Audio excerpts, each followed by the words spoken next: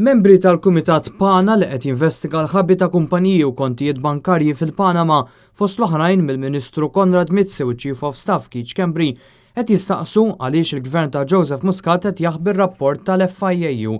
Dan ir-rapport tal-Financial Intelligence Analysis Unit tħejja minn Manfred Galdes, ex-kap eżekuttiv tal-istess FIAU li rriżenja mill-kariga sitt xhur ilu.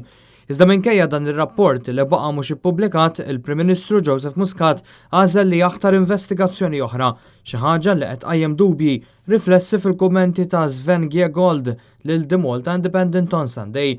Giegold qal li l-Istat normalment m'għandux jaċċetta li kumpanija privata tal-awditjar tieħu post investigazzjoni bħal dik tal-FIAU, istituzzjoni rispettata u lil mill-politika nazzjonali li tkun diġà saret. L-istess membru tal-Kumitat PANA esprima tħassib tiegħu li dan sar għaliex ir-rapport tal-FIAU ma ntoġobx mal-Gvern u kien għalhekk li dan baqa' moħħbi mill-pubbliku.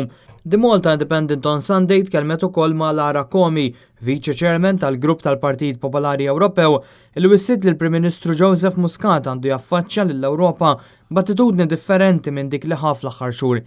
Ma naċċettawx li Prim Ministru jitbissam u jitħaq waqt is-sessjoni plenarja tal-Parlament Ewropew waqt li kollegi tiegħu kummissarji Ewropej ikunu qed jiddiskutu suġġetti serji bħal immigrazzjoni u l-Panama Papers, wissiet Lara Comi.